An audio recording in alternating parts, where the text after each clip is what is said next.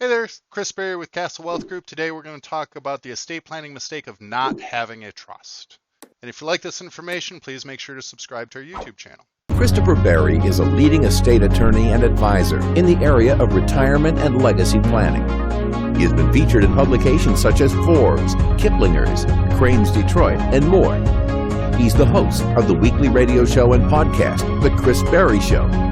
He's a national thought leader as it relates to retirement and legacy planning, and has authored the Amazon best-selling book, The Caregiver's Legal Guide. So one of the big mistakes we see is people not utilizing a trust. A trust is one of the most powerful estate planning tools that's available. Now, a trust is not for everyone, because our process, we always figure out what are your goals, figure out the best strategies to help you achieve the goals, and then pick the right tools at that time. Now, a lot of times a trust is a tool that we're going to want to use, but not all the time. But let's talk about why a trust may make sense.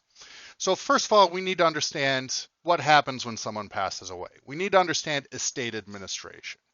And what happens when someone passes away, that the assets need to transfer to beneficiaries. And they transfer through one of four ways. First, joint ownership. Second, beneficiary designations. Third, trust, and that's what we're going to focus on.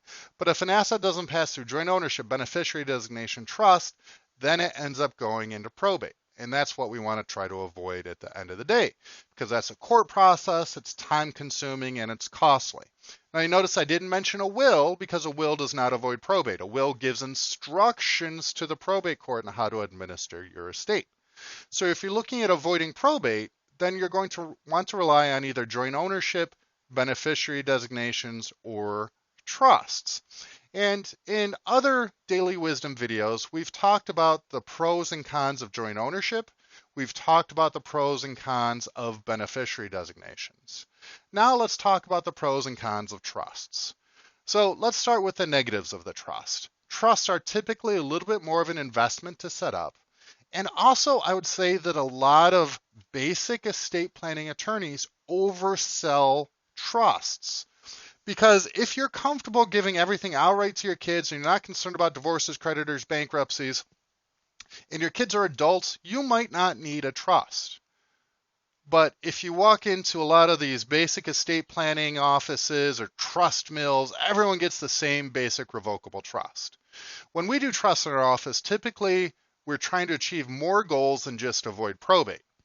For example, let's say that your children are adults, you trust them, they have good heads on their shoulders, but what happens if you pass away, leave everything outright to them, and then they get a divorce? Where might half that money go? It might go in that divorce. Or what happens if you leave the money to them, you pass away, they inherit it, and now they pass away? Where might all that money go? To the in-law, the spouse, who might remarry versus going down to your grandkids. So a lot of times when we're using trusts, we're not using trusts just to avoid probate. While they can do that, we're using trusts to protect the beneficiaries, not necessarily always from themselves, but we're trying to protect them from the outside environment. Because let me ask you this question. If you pass away and then your child passes away, wouldn't you want that money to stay in the family, stay in the bloodline, flow down to grandchildren or the other siblings versus going to an in-law who might remarry right away, and now all that money has left the family?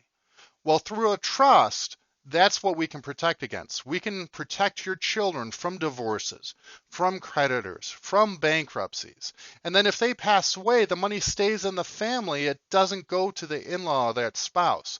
So we can protect that bloodline. So that's something that's available through a trust. And also with trust, we can protect you.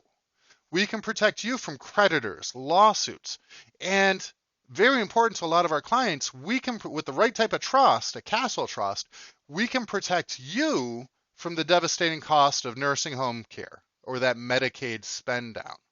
So does everyone need a trust? No. Is a trust a powerful tool depending on what your goal is and the strategies we're going to want to utilize?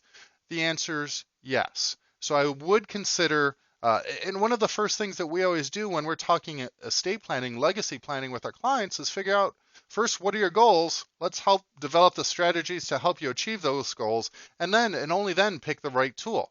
Maybe it is a will-based estate plan and you don't need a trust, or maybe it is a trust. And if it is a trust, we need to figure out what trust is the right trust. Is it a basic revocable trust? Is it a revocable legacy trust? Or is it a castle trust?